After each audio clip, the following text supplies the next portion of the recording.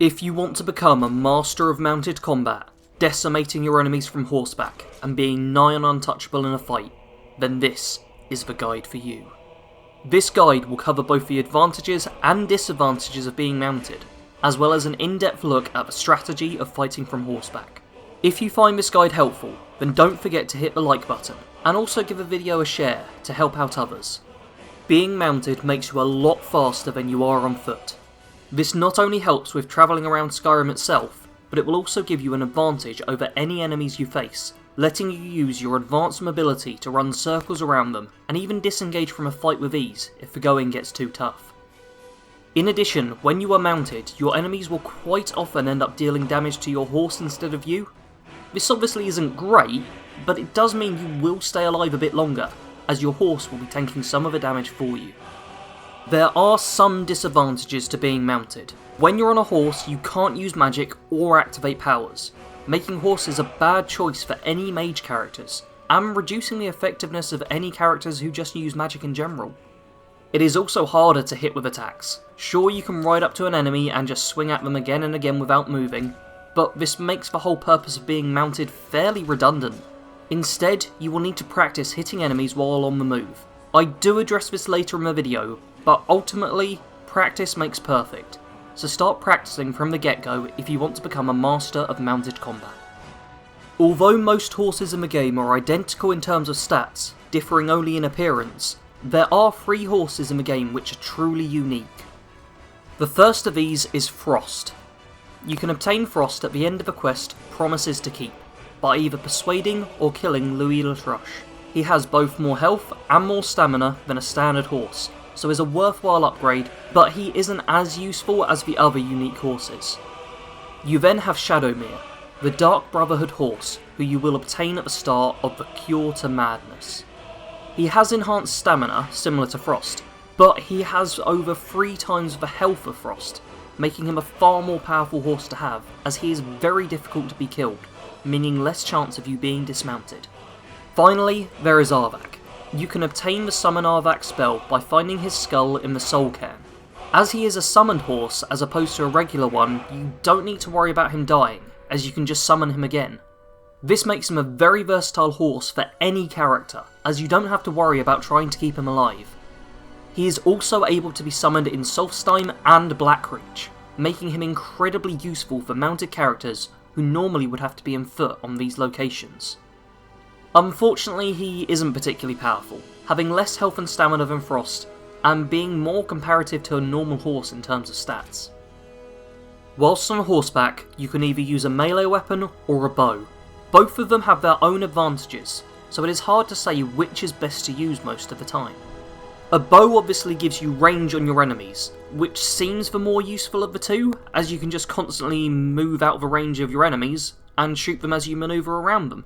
However, the 2 problems with this strategy is that you can only fire in a forward arc whilst mounted, and it's also just quite difficult to hit your target whilst moving on a horse.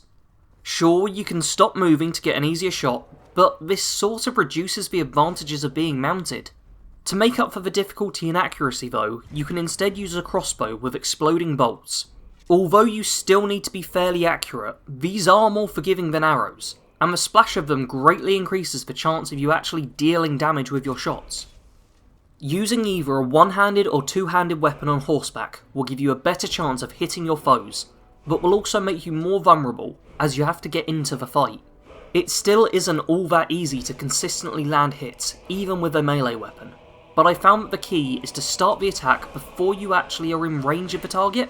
If you start the swing around the time your horse's nose lines up with your enemy, you will generally land the hit. However, with power attacks you may have to increase this by a fraction due to the ever so slightly longer swing time.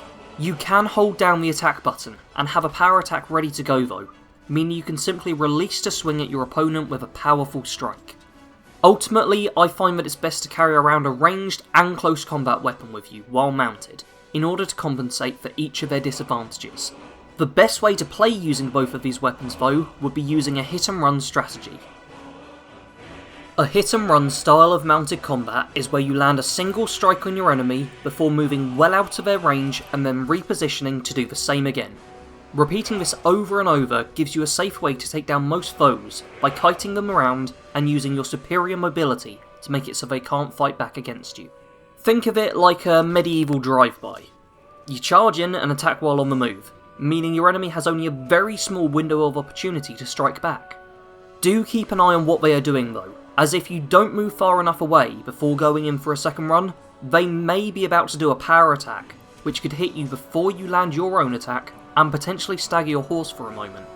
The last thing you want is for your horse to be stationary next to an enemy. Finally, you need to know how to keep your horse alive.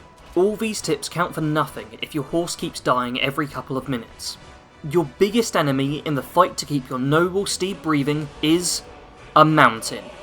Although being on horseback makes it possible to climb up the steepest of mountains with relative ease, it also can make things a bit tricky when descending down a cliffside.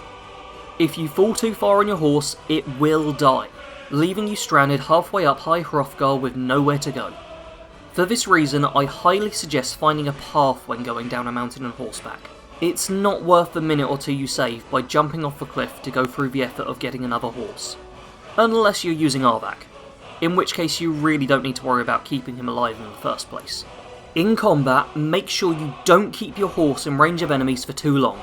Move away from a fight, let your horse heal a bit, and then re-engage. If you do have a mortal horse that does end up dying though, you will need to get your hands on another if you want to remain a mounted warrior. You can go to any of the stables outside of Hold Capitals and buy yourself a new horse, but this will start being a drain on your gold supply if you do this too often. Instead, I would highly recommend getting either Arvak or Shadowmere as soon as you can. Arvak can just be resummoned when he dies, and Shadowmere should respawn after about 10 in-game days, either at the location of his death or outside the Dark Brotherhood Sanctuary where you first found him. Thank you for watching this guide on mounted combat in Skyrim.